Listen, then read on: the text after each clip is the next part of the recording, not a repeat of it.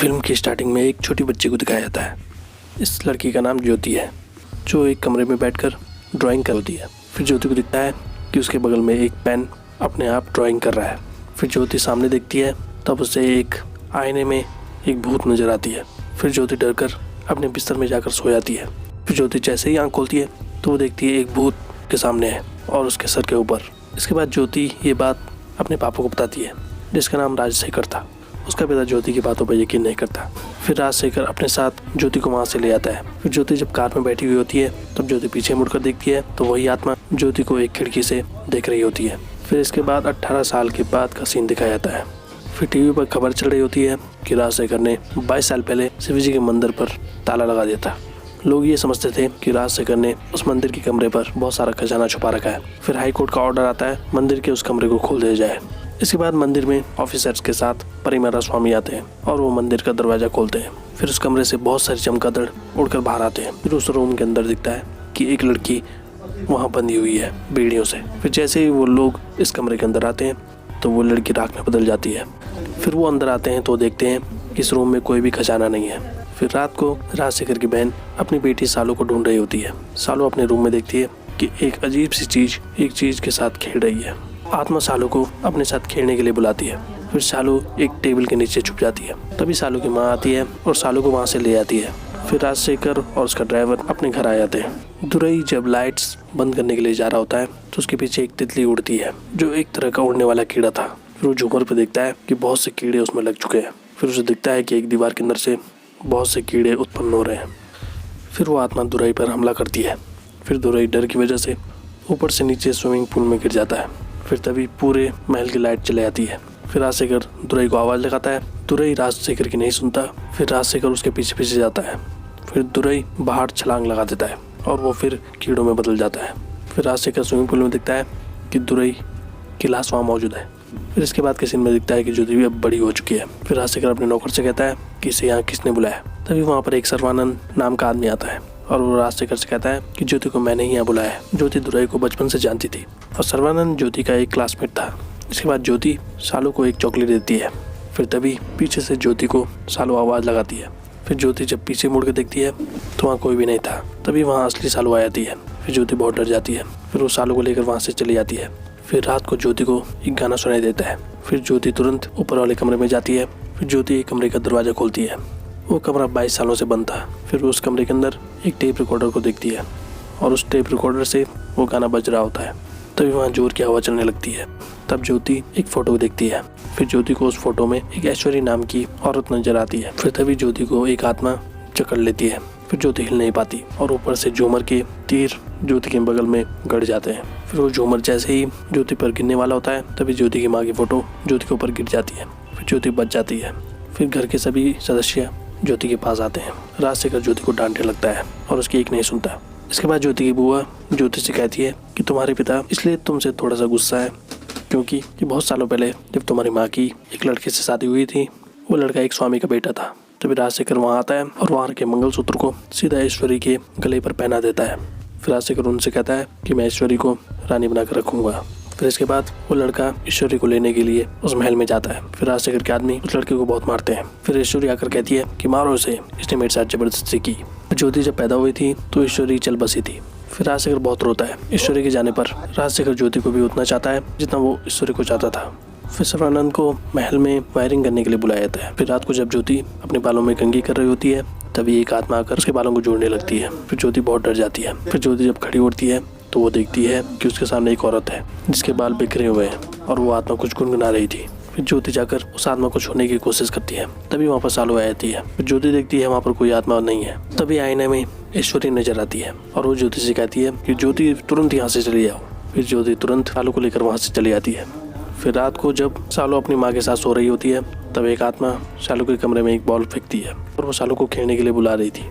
फिर वो आत्मा उस बॉल की मदद से मिट्टी का तेल सालू के ऊपर डालने लगती है। वहाँ आग लग जाती है। पूरी जमीन पर आग लग जाती है। फिर सालू भागती है वहाँ से तेजी से तो वो आग उसके पीछे पीछे आती है। तब एक आदमी आता है और सालू को अपनी गोद में उठा लेता है। यह सालू फादर था और इस आदमी का नाम रवि था। रवि कुछ काम से उस गाँव में आया था। बाद ज्योति रवि से बात करती है और उससे कहती है जब मैं छोटी थी तो ये आत्मा इतनी खतरनाक नहीं थी। अब जब मैं दोबारा यहाँ वापस आई तो ये आत्मा अब खतरनाक हो चुकी है। मैं और सालू आत्मा को देख सकते हैं। फिर रवि दोबारा से सालू के पास जाता है। फिर वो सालू से पूछता है कि वो छोटी लड़की कहाँ है, क्या वो तुम्हारे साथ खेलती है। सालू कहती है कि वो लड़की हर दिन मेरे साथ खेलती है। फिर वो कहता है कि तुम अपनी दोस्त से कहो कि वो सामने रखी कुर्सी को हिलाकर दिखाए, लेकिन वो कुर्सी नहीं हिलती। फिर रवि सालू से कहता है कि बेटा ये तुम्हारा एक भ्रम है। फिर सालू जब वहाँ से चली जाती है तो रवि देखता है कि वो कुर्सी हवा में उड़ रही है। इसके बाद रवि को यकीन हो गया था। फिर रात को जब रवि उस कमरे में जाता है जो बहुत सालों से बंद था, फिर उसे उस कमरे में एक फोटो नजर आती है। उस तस्वीर में राजशेखर, ऐश्वरी और 3 नौकर थे। उनमें से 2 लोगों का चेहरा जला हुआ था। उनमें से एक दुराई था और एक औरत थी। फिर तभी उस फोटो में काली का चेहरा भी जलने लगता है। फिर तभी ऐश्वर्या आती है जो दिखने में बहुत भयानक थी। फिर रवि को पता चल जाता है कि काली खतरे में है। तभी रवि काली को तुरंत फोन करता है। काली रवि की आवाज ढंग से नहीं सुन पाता। फिर वो भूत आकर काली को मार देती है। तब रवि जैसे ही काली के पास पहुंचता है तो देखता है कि काली मर चुका है। फिर रवि वहाँ मौजूद पुजारी से पूछता है कि हादसे वाली कहानी क्या है, मुझे सब बताओ। फिर वो पुजारी रवि से कहता है कि आज से 22 साल पहले काली मेरे पास आया था। मंदिर की सारी चाबियां इसी आदमी के पास थी। फिर काली उस पुजारी को लेकर अपने साथ ले जाता है। फिर वो गाड़ी को रोकता है और एक जंगल के अंदर जाता है। फिर वो पुजारी उतरकर जंगल में देखता है तो वो वहाँ राजशेखर, दुरई और कालू को देखता है और उनके साथ एक स्वामी था। फिर काली एक चीज को उठाकर एक मंदिर में ले आते हैं और उस पुजारी को बाहर रुकने को कहते हैं। उसके अंदर क्या हुआ इस पुजारी को नहीं पता था। फिर अगले दिन रवि वलीमरा स्वामी के पास जाता है। वो सभी बातों को स्वामी को बताता है। फिर वो स्वामी रवि से कहता है कि पहले हमें ये जानना होगा कि उस महल में आत्मा है या नहीं। फिर वो स्वामी अपने शिष्य को उस महल में भेजता है। फिर वो शिष्य जाकर उस महल में एक प्लेट रखता है और वो स्वामी अपने सामने कुमकुम रखकर मंत्र पढ़ता है। फिर तभी उस कुमकुम से एक चील जैसी आकृति दिखाई देती है। फिर वो उस आत्मा को कैद करने की कोशिश करते हैं मंत्र की सहायता से। तभी रवि वहाँ आता है। उस आदमी से कहता है कि मंत्र को चालू रखिए। तो वो आदमी कहता है कि आत्मा तो अब कैद हो चुकी है। फिर तभी उस कुमकुम में से एक और चीज बाहर आती है। इसका मतलब था कि इस महल में 2 आत्माएं मौजूद है। दूसरी आत्मा बहुत खतरनाक है, पहली वाली से भी ज्यादा। मैं इसे रोक नहीं सकता, मैं सिर्फ एक आत्मा को कैद कर सकता हूँ। जल्दी बताइए क्या करना है। फिर रवि कहता है आप दोनों आत्मा को छोड़ दो। फिर तभी ईश्वरी के रूम में बहुत से कीड़े आने लगते हैं और वो कीड़े मकोड़े एक इंसान बनने लगते हैं। फिर वो इंसान सर्वानंद बन जाता है। फिर ज्योति ये देखकर बहुत डर जाती है। फिर रवि ज्योति से कहता है कि सर्वानंद के शरीर में तुम्हारी माँ की आत्मा है और तुम्हारी माँ तुम्हें मारने की कोशिश कर रही है। फिर ज्योति कहती है मेरी माँ मुझे क्यों मारेगी। फिर रवि कहता है कि मैं जब काली के पास गया था कल, फिर मैंने देखा था कि सर्वानंद काली को मारकर उसकी लाश को जंगल में ले आ रहा था। इसके बाद रवि कहता है कि तुम्हारी माँ का क्या राज है वो सिर्फ तुम्हारे पिता जानते हैं। फिर इसके बाद राजशेखर सर्वानंद को लेकर जंगल में जाता है। वो स्वामी के पास जाते हैं। राजशेखर के पास ड्राइवर नहीं था, इसलिए वो सर्वानंद को अपने साथ ले गया। फिर राजशेखर स्वामी से वो बात कहता है जो कुछ हुआ था और दुरई और काली के बारे में बताने लगता है कि उनकी मौत कैसे हुई। फिर तभी उस स्वामी के घर पर एक कीड़ा आता है। फिर उस कीड़े को देखकर वो स्वामी राजशेखर से कहता है यहाँ पर तुम किसके साथ आए हो। फिर राजशेखर कहता है कि मैं एक आदमी को साथ लाया हूँ। फिर तभी सर्वानंद अंदर आता है। फिर सर्वानंद जैसे ही राजशेखर पर हमला करता है तभी वो पंडित सर्वानंद के ऊपर पवित्र जल फेंकता है। फिर वो स्वामी और राजशेखर अपनी जान बचाने के लिए वहाँ से भागते हैं और वो दोनों भागते भागते एक गड्ढे में गिर जाते हैं और वो आदमी राजशेखर को उस गड्ढे से निकाल देता है। राजशेखर उस पंडित को छोड़कर वहाँ से चले आता है। तभी वहाँ रवि आता है और वो पंडित अब सर्वानंद के पास फंस चुका था। फिर वलीमला स्वामी राजशेखर से पूछता है जो कुछ हुआ था मुझे सच सच बताओ। इसके बाद ईश्वरी उस पंडित के पास जाती है और उससे कहती है कि मैं तुम्हें सच बताना चाहती हूँ। 22 साल पहले उस मंदिर में मेरी और स्वामी की बेटी की शादी हो रही थी। उस शादी में राजशेखर भी आया था और राजशेखर ने उसके गले में जबरन मंगलसूत्र पहना दिया था। फिर अगले दिन मैंने और मेरी प्रेमी ने वहाँ से भागने का फैसला किया महल से। तभी वहाँ राजशेखर आ चुका था। फिर ईश्वरी ने अपने प्रेमी का हाथ छोड़ दिया था और वो कहती है कि ये आदमी मुझे छेड़ रहा था। फिर कुछ सालों बाद ईश्वरी गर्भवती हो गई थी और ईश्वरी ने एक बच्ची को जन्म दिया। फिर ईश्वरी की काम वाली उस बच्ची को पहचान लेती है कि ये बच्ची राजशेखर की नहीं बल्कि उसकी प्रेमी की है।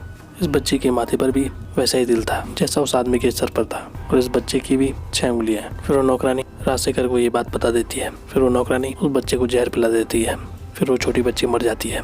तभी वहाँ राजशेखर, दुरई और काली आते हैं। फिर राजशेखर ईश्वरी से कहता है कि तुमने मुझे धोखा दिया। ईश्वरी कहती है कि मैंने तुमसे नहीं कहा कि तुम मुझसे शादी करो, मैं उस लड़के से बहुत प्यार करती थी। फिर राजशेखर उसी कमरे में उस छोटी बच्ची को भी दफना देता है और वहाँ ईश्वरी को भी मार देता है। राजशेखर ने गाँव में ये बात बता दी थी कि ईश्वरी मर चुकी है। फिर ये खबर ईश्वरी की प्रेमी को भी पता चल गई थी और वो बहुत रोता है। फिर वो आदमी ईश्वरी की लाश को निकालकर एक जगह ले जाता है। उस आदमी को काला जादू आता था।